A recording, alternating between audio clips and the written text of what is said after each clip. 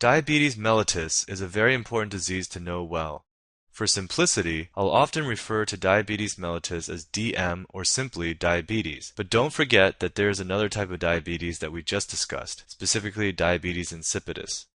I'll cover some of the acute and chronic manifestations of diabetes, the differences between type 1 and type 2 diabetes, and then diabetic ketoacidosis. There are a number of ways that patients with DM can present. If a case is caught early enough, the only sign may be an elevated serum glucose level. For many patients, particularly young people with type 1, the first symptoms they notice are polydipsia, drinking a lot, polyuria, urinating a lot, polyphagia, eating a lot, and weight loss. Occasionally, patients arrive to the emergency room with diabetic ketoacidosis or hyperosmolar coma. Diabetic ketoacidosis, or DKA, is common in type 1 DM and rare in type 2, whereas hyperosmolar coma is more typical of type 2. On a hormonal level, uncontrolled diabetes is associated with high growth hormone and epinephrine, both of which are counter-regulatory hormones, and therefore exacerbate the existing hyperglycemia. As you probably know, type 1 diabetes is pathophysiologically defined by insulin deficiency, whereas type 2 diabetes is defined as insulin resistance. Insulin is actually high in the early stages of type 2 diabetes, until the pancreatic beta cells burn out. Let's think about type 1 diabetes mellitus as we look at this figure. Since insulin inhibits glucagon release from alpha cells, insulin deficiency results in glucagon excess. The combination of low insulin and high glucagon not only results in decreased glucose uptake, but also increased protein catabolism and lipolysis. These actions cause a variety of consequences, many of which can be measured by clinicians to monitor these patients. Hyperglycemia and glycosiuria are the obvious effects, but the elevated glucose levels, along with the increased plasma amino acids from protein catabolism, also cause an osmotic diuresis and electrolyte depletion. In addition, we see increased plasma of free fatty acids, and as ketones are generated, we observe ketonuria and ketonemia. This combination of factors leads to the major clinical issues, namely dehydration and acidosis, and these can ultimately cause coma or death if not managed properly.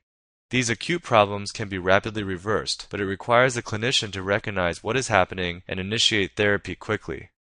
Now let's consider some of the chronic manifestations. These are more typically associated with type 2 diabetes, but occur in type 1 as well, especially if it is poorly controlled. Any good clinical exam of a patient with diabetes includes a fundoscopic exam to look for signs of vascular disease, a foot exam for neuropathy and peripheral vascular disease, and lab testing for renal disease and glucose levels. There are two primary mechanisms by which DM damages the body. One is non-enzymatic glycosylation, where the extremely high sugar levels simply lead to the inappropriate attachment of sugar molecules onto proteins and lipids, and the other is osmotic damage. Osmotic damage is also a result of high sugar levels because the sugar increases plasma osmolarity and pulls water out of the cells into the bloodstream. When we consider non-enzymatic glycosylation, there are effects both on small vessels and large vessels. Of course, small blood vessels are everywhere in the body, and almost any of them can be affected, but common injuries are retinopathy, as shown in the image here, glaucoma, and various types of nephropathy. The large vessel diseases include coronary artery disease. Recall from the cardiovascular lectures that diabetes is a risk factor for MI, peripheral vascular occlusive disease, and gangrene. Gangrene, which is an infection of the distal extremities, is intimately related to the problems that arise from osmotic damage, our second pathophysiologic mechanism. Osmotic damage of nerves causes neuropathy, which is usually peripheral and symmetric. Patients with neuropathy frequently do not realize when they have hurt their toes and feet because they can no longer adequately sense pain, so they bump into something, get an open wound, which then gets infected, leading to gangrene. The combination of neuropathy and vascular compromise is a very bad situation. The second common result of osmotic damage is cataracts, caused by sorbitol accumulation. Glucose conversion to sorbitol in cells increases intracellular osmolarity because sorbitol is not permeable to the plasma membrane. A final point on this slide regarding lab tests for DM. The diagnosis of diabetes can be made with a failed glucose tolerance test. The fasting serum glucose and hemoglobin A1C should be checked frequently in DM patients. The glucose level will tell you where the patient is at the moment, and the A1C level will give a measure of long-term control because blood cells have an average lifespan of 120 days. The A1C is also the best measure for the degree of non-enzymatic glycosylation. Now let's describe in detail the differences between type 1 and type 2 diabetes mellitus. Type 1 was previously known as juvenile onset or insulin-dependent DM because it is generally caused by viral or autoimmune destruction of the beta cells in the pancreas. Type 2, on the other hand, was previously known as adult onset or non-insulin dependent DM, and its increasing prevalence is linked to the ballooning obesity epidemic in the US. In fact, the name of the disease was changed from adult onset DM to type 2 DM partly to accommodate the vast number of children who are developing what was once a disease of adults only. Now, because the problem in type 1 is a true lack of insulin production, these patients always need insulin as part of their therapy. Many patients use automated pumps to inject insulin at regular times throughout the day. Type 2 patients, on the other hand, frequently have very high levels of insulin in their bodies, and the problem is that the cells are resistant to the effects of insulin, so the treatment, which we'll talk about shortly, only sometimes includes insulin.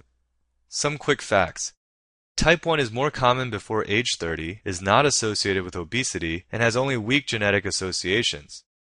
Type 2 diabetes is more common after age 40, is very much associated with obesity, and actually has shown much stronger polygenic associations.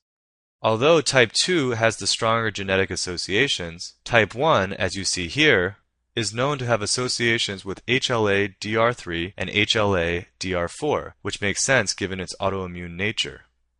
Now we'll move on to more clinical issues. Type 1 patients have severe glucose intolerance, meaning that if they receive a glucose load, they cannot handle it because there is no endogenous insulin production. Type 2 patients also have impaired glucose tolerance, but in relation to type 1 patients, their intolerance is considered mild to moderate. For insulin sensitivity, this is just related to the underlying pathophysiology of the diseases. So type 1 DM is highly sensitive while type 2 exhibits low sensitivity.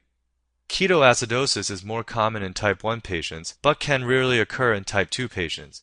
A more frequent problem for type 2 patients is hyperglycemic hyperosmolar coma. Again, relating back to the pathophysiology, beta cell numbers in the islets are greatly reduced in type 1, but in type 2 it is variable between patients. The insulin level, of course, is low in type 1, and in type 2 it may be high initially and potentially low or relatively low at later points in the disease. The classic symptoms of polyuria, polydipsia, polyphagia, and weight loss are usually found in type 1 rather than type 2 patients. Lastly, regarding islet histology, the issue in type 1 is leukocytic infiltration, whereas type 2 involves amyloid deposits. The amyloid deposits, and specifically the toxic oligomeric forms, are thought to cause the destruction of beta cells that occurs in late stages of type 2 diabetes mellitus. A discussion of diabetes mellitus would not be complete without delving into the details of diabetic ketoacidosis, or DKA. This is an incredibly important topic, both because of its major clinical significance and also because understanding this disorder requires integrating your knowledge of diabetes pathology with renal and pulmonary physiology. DKA occurs when the body is subjected to high stress, which could be from an infection or trauma, and the stress increases insulin requirements. Since type 1 diabetics cannot produce insulin, they cannot respond adequately to the stress, and the resultant cascade, which we described a few minutes ago, leads to fat breakdown and ketogenesis, thereby giving us ketoacidosis. Beta-hydroxybutyrate is more prevalent than acetoacetate in the body. In the previous section, we mentioned dehydration and coma as major clinical symptoms, but other symptoms include rapid, deep breathing known as Kussmaul breaths, nausea and vomiting, abdominal pain, and even psychosis or delirium. Some patients may have a fruity breath odor from exhaling acetone, a volatile ketone. It is essential to get lab results immediately, and often during DKA treatment. Initial results will include hyperglycemia, acidosis, and low bicarb levels, which are characteristic findings in anion gap metabolic acidosis. Note that ketones are the species responsible for the anion gap.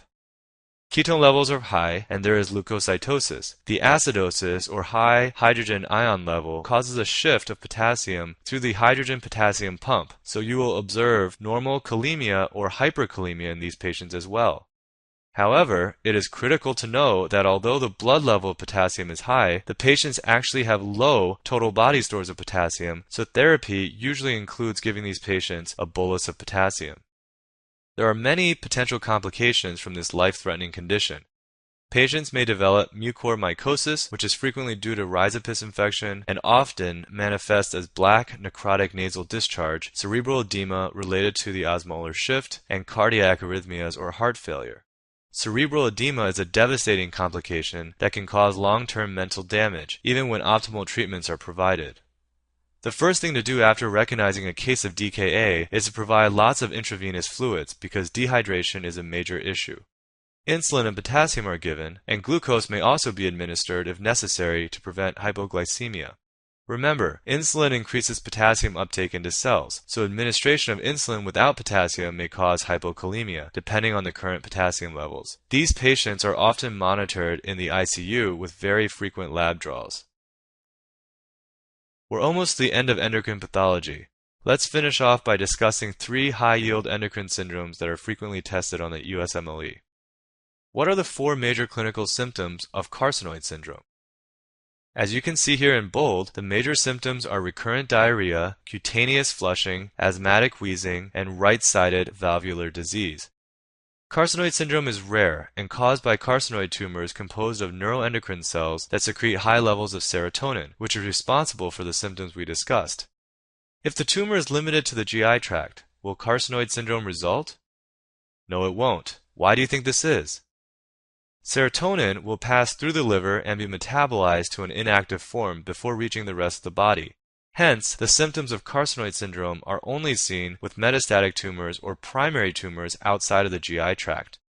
2/3 of primary tumors are in the GI tract, most commonly in the small bowel. In fact, carcinoid tumor is the most common tumor of the appendix, but up to 1/4 have a primary location in the lungs. If a patient complains of these symptoms and is found to have a primary GI carcinoid tumor, you know immediately that the tumor has metastasized to the liver, since the liver clearly is no longer able to degrade the serotonin. The byproduct of serotonin that we can test for in the urine is 5-HIAA, which stands for 5-hydroxyindole acetic acid, and these patients undergo extensive imaging studies to define the tumor burden.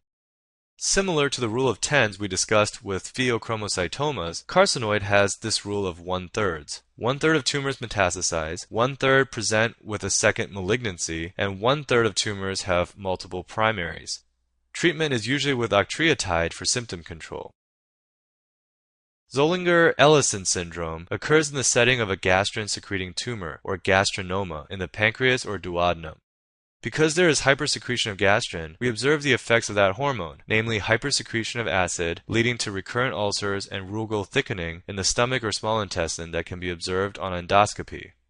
In fact, if a patient presents with ulcers in the distal small bowel, this is virtually pathognomonic for Zollinger-Ellison syndrome, as normal physiologic acid secretion is insufficient to cause perforation that distally.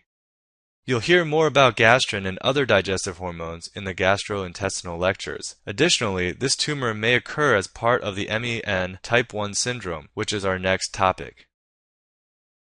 MEN, or multiple endocrine neoplasia, is the name for a number of different genetic syndromes that you should be intimately familiar with. They're not very common in real life, but they do show up on many exams. You may want to organize your thinking about MEN using the mnemonic on the right. MEN1 has 3 P's and 0 M's. MEN2A has 2 P's and 1 M. And MEN2B has 1 P and 2 M's. MEN1, also known as Wermer's syndrome, consists of 3 tumors each starting with P: parathyroid tumors, pituitary tumors, and pancreatic endocrine tumors such as gastrinomas in Zollinger-Ellison syndrome, insulinomas, VIPomas, and glucagonomas. The pituitary tumor type is similar to the normal population, usually prolactinoma, and less commonly a growth hormone secreting tumor. Frequently, patients will present with kidney stones and stomach ulcers, and diagnostic workup eventually reveals the syndrome. And why do these patients have kidney stones?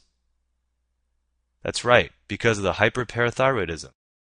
MEN2A and MEN2B are grouped together because both involve medullary thyroid carcinoma, or MTC.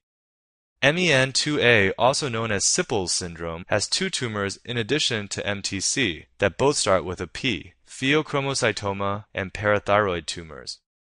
MEN2B has MTC, one tumor starting with P, that's pheochromocytoma, and another tumor starting with M, namely mucosal ganglioneuromas associated with Marfanoid habitus. All MEN syndromes involve autosomal dominant inheritance. The MEN2A and 2B syndromes are specifically associated with the RET gene.